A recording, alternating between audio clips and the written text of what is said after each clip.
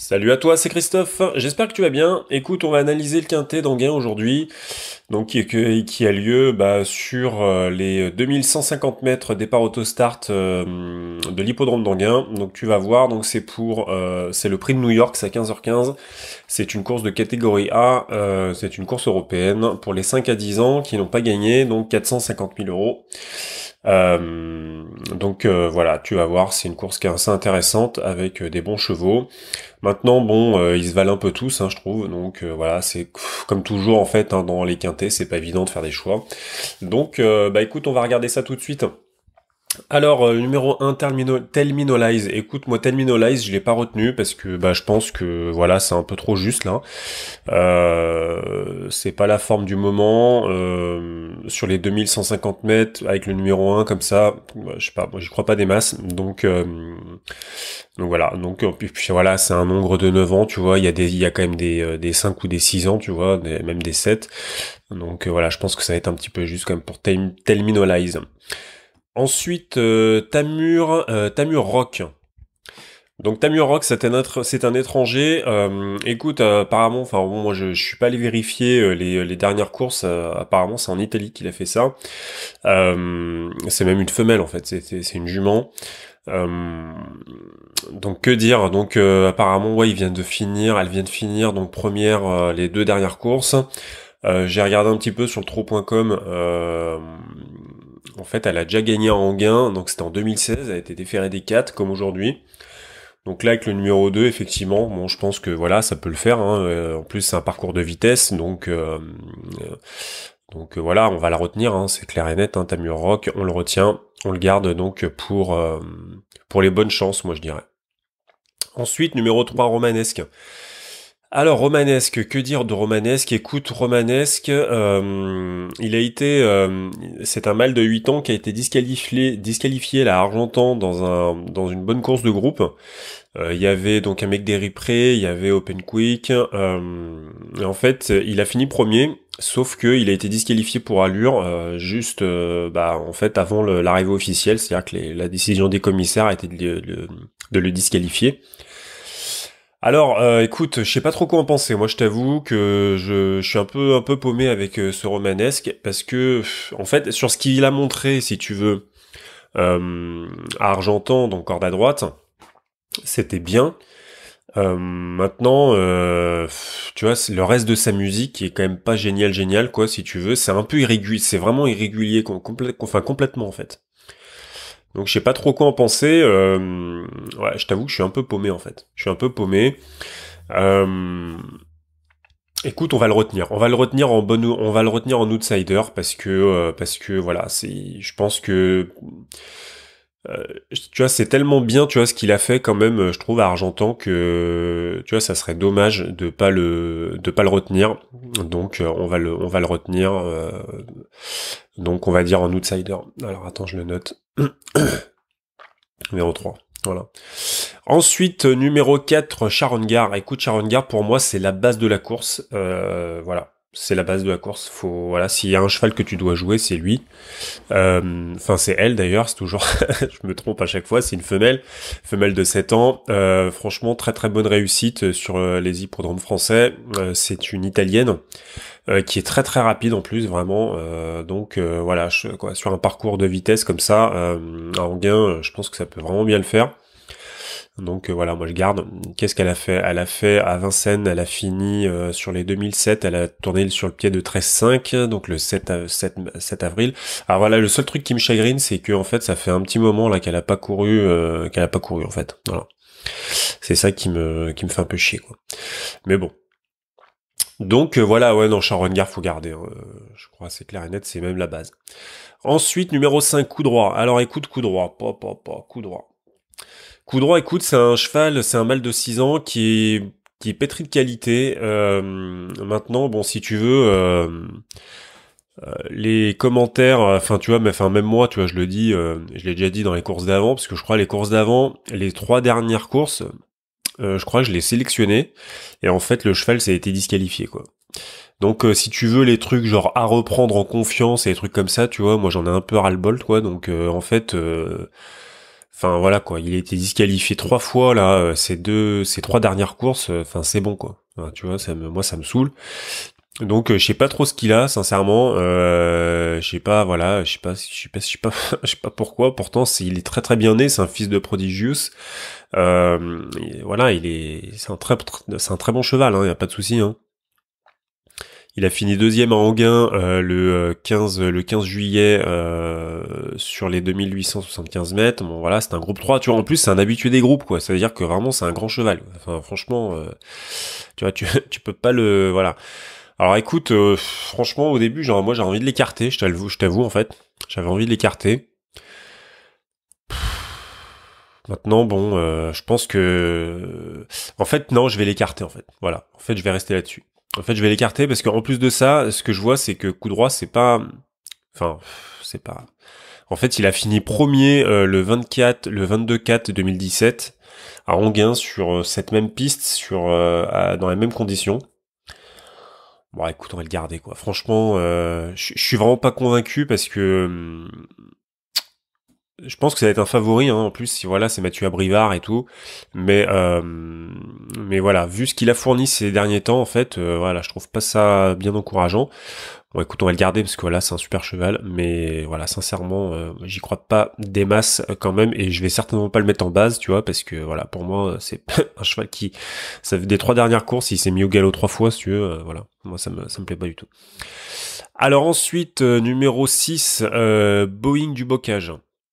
Alors, Boeing du Bocage, écoute, Boeing du Bocage, pareil, c'est un peu bizarre.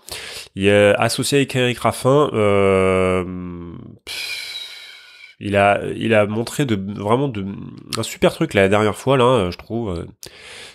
C'est vraiment bien ce qu'il a fait parce qu'en fait, si tu veux, il a fini son meeting le 7 décembre 2017. Ensuite, il est revenu donc à la compétition le 3 juin. Donc voilà, à La Roche-Posay, donc je crois que c'était sur l'herbe, ça à mon avis. Ensuite le 9 juin, donc vraiment quelques jours après, avec Eric Raffin, donc il est venu sur la grande piste de Vincennes, il a fini 4e, je crois que c'est dans un quintet même, je suis pas sûr, mais je crois que si. Donc voilà, il a trotté même très fort. C'était vraiment, il a fait une super perf quoi ce jour-là. Il a fini 4e, on l'attendait pas du tout. Derrière quand même donc Unbridled Charm, Belle Avis et Cicero Noah. Donc voilà, donc c'est quand même pas rien. Et puis en plus il rendait 25 mètres quoi. Donc voilà. Donc écoute, que dire? Écoute, on va le retenir en tant qu'outsider. Mais bon, pas facile quoi, parce que tu vois peut-être, est-ce que c'est les conditions de course la dernière fois, tu vois, qui ont fait qu'il s'est fait bien ramener et tout ça machin.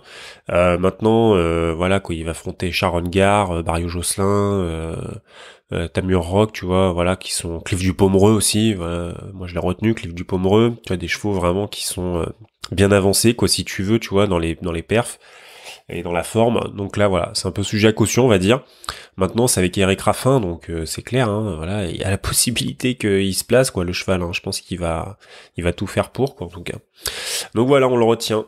Alors ensuite, Bayakeno numéro 7. Écoute, Bayakeno, moi je garde parce que c'est une femelle de 7 ans qui me plaît beaucoup. Moi j'aime beaucoup Bayakeno. Alors je la retiens pas parce que je l'aime beaucoup, mais parce qu'en plus elle est déférée des 4 pour la première fois. Et donc voilà, donc je pense que clairement elle a fini 7e dans le groupe 3, dans le Grand National du Trot au Croisé-la-Roche. Et elle avait bien fini hein, quand même, hein, c'était quand même pas mal, elle avait fait une bonne fin de course. Et donc voilà, elle peut être vraiment rapide. Alors elle est rapide, mais enfin tu vois, par exemple, elle a déjà couru sur les 2100 de la grande piste. Alors c'est à Vincennes, hein, c'est pas à Anguin. Elle a couru sur le pied de 11-3 déjà, tu vois, donc voilà, elle est quand même pas, enfin, elle est rapide, hein, Bayakeno. Et puis en plus là, du coup, il la défère direct, enfin, il la défère des 4 à Anguin. Donc voilà, clairement, c'est qu'il y a quelque chose, il tente quelque chose. Donc moi, je la garde parce que je pense qu'il y a vraiment quelque chose à faire. Ensuite, numéro 8, Violine Mourutez. Violine Mourutez, moi, je laisse tomber. Je laisse tomber, ça me plaît pas des masses, même s'il y a David Thomas, je suis pas sûr que, voilà, enfin, tu vois, ça fait déjà plusieurs courses, là, qu'elle fait pas grand-chose. Alors attends, on va regarder un petit peu en détail. Donc qu'est-ce qu'elle a fait? Elle a fini non placée le 26, le 25-5 2018. Le 12-5 non placé. Donc ça c'était sa rentrée en fait. Et en fait avant sa dernière place, vraiment la dernière place qu'elle a prise, c'est le 23 décembre 2017 à Vincennes. Bon, elle était ferrée, c'est une jument qui reste ferrée en général, et je crois il l'a déferrée une ou deux fois, je crois, mais voilà, pas plus. Mais voilà, bon. J'y crois pas des masses, moi. Franchement, j'y crois pas des masses du tout. À Anguin, ça, voilà, c'est pas génial. Attention, elle est courageuse, hein, voilà, c'est clair et net. Hein, mais voilà, moi je le sens pas du tout. Donc, puis voilà, je pense qu'il y a d'autres chevaux qui sont devant, quoi. Donc voilà, j'ai fait un choix. Ensuite, numéro 9, Barrio Josselin. Écoute, Barrio Josselin, moi je garde carrément. Pour moi, c'est l'autre base de la course, à mon avis, et avec Sharon Gare. Donc, bah écoute, voilà, il est déféré des 4. Alors attends que je vérifie. Ouais, il est déféré des 4. Barrio Josselin. Hop. On va se remettre dessus. Donc voilà, déféré des 4 alors qu'il n'était pas déféré le 6 juin. Là, c'est Damien Beaune, on fait appel à un pilote. Bon, voilà, clairement, c'est clair et net. Donc, pour moi, il n'y a pas moyen il y a pas moyen de ne pas le sélectionner. Maintenant, bon, il y a le numéro 9, donc c'est un peu chiant, tu vois. Mais bon, il y a moyen que ça le fasse, et je pense que ça va le faire. Voilà. Donc ensuite numéro 10, Bon Copain. Écoute, Bon Copain, déféré des antérieurs, avec le numéro 10. J'y crois pas des masses. J'y crois pas des masses, mais vraiment pas des masses du tout, même. Attends, hop. Tu vois, juste avant, il était déféré des 4, là, il est déféré des antérieurs. Alors, on est sur la piste d'Anguin, donc tu vois, c'est pas encore pareil.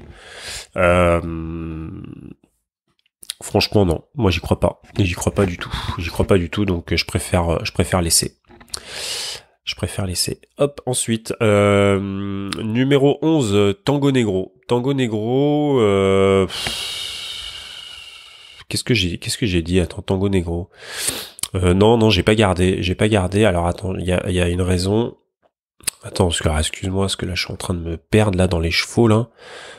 Tango Negro, voilà, l'italien. Tac. Écoute, donc déféré des 4 avec Yoann Le Bourgeois, il a pas connu Anguin en fait, donc ça déjà ça me chagrine un peu. Mais bon, c'est un cheval qui aime apparemment les parcours de vitesse, donc voilà, c'est un parcours de vitesse, donc voilà, il y a pas de souci non plus, hein, tu vois.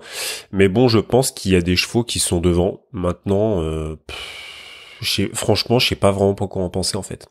Je sais pas vraiment quoi en penser. En plus sur le tro.fr, sur le tro.com, t'as pas des masses d'informations sur ce cheval, tu vois, voilà. Donc c'est un peu chaud quand même. C'est un peu chaud. Attends, qu'est-ce qu'on peut voir? Bon, il a connu que Vincennes en fait. Il a connu que Vincennes en France. Alors il a couru des grands groupes, hein. Il a couru des groupes 2, des groupes 3. Il a déjà fini quatrième d'un groupe 3. D'un groupe 2, troisième d'un groupe 2, deuxième d'un groupe 3. Ouais, bon, écoute, pourquoi pas?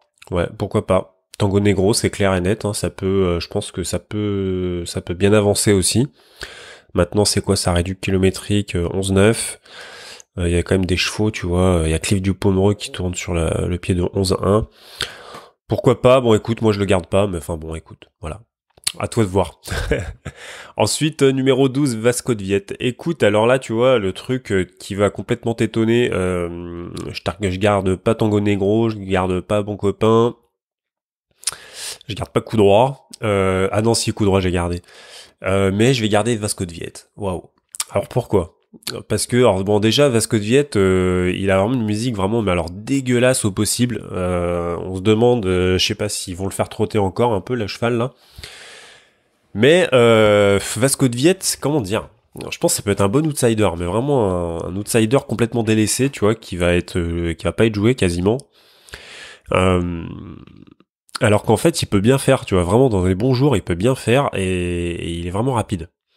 Alors maintenant, est-ce que, je suis pas en train de te dire que ça va être suffisant pour gagner la course, pas du tout même d'ailleurs. Enfin, je veux dire, voilà, clairement, il y a vraiment des chevaux qui sont bien supérieurs à lui. Mais tu vois, vraiment dans un bon jour et dans une bonne course. Et je pense que Pierre Vercruis, tu vois, il est bien assez expérimenté pour le faire. Et bah, je pense qu'il peut vraiment bien se faire ramener. Et ça peut être vraiment sympa, tu vois, de l'avoir dans un ticket. Mais alors, effectivement, tu vois, quand tu vois sa musique, mais wow, c'est horrible. Franchement, voilà. Enfin, je suis un peu entre guillemets un peu dingo, tu vois, de le garder. Mais bon, voilà. Écoute-moi, Vasco de Viette, moi ça me plaît, moi je le garde. Ensuite, numéro 13, Weissman de Francan. Écoute, Weissman, il est rentré il y a peu de temps. Je pense qu'il lui manque encore de compétition. Voilà. Donc je pense que voilà, c'est pas la peine. Ensuite, numéro 14, Vaillant Cash. Bah écoute, Vaillant Cash, pareil, moi je ne garde pas parce que voilà, je pense que il manque encore de compétition. En plus, voilà, c'est un mâle de 9 ans. Voilà, ça commence un peu. Voilà, je pense qu'il y a d'autres chevaux qui sont carrément devant. Ensuite, numéro 15, Clive du Pomereux. Écoute, Clive du Pomereux, pour moi, c'est la deuxième base de la course. Il est voilà, c'est vraiment, je crois que c'est le cheval le plus rapide, je crois, de la course d'ailleurs, sur courte distance, je parle. Après, t'as Tamur Rock, tu vois, mais bon, ça c'est souvent, c'est en dessous des 2100, tu vois. Donc 11-1, Sharon Gare pareil, 17, ça c'est sur les c'est pas sur les 2100.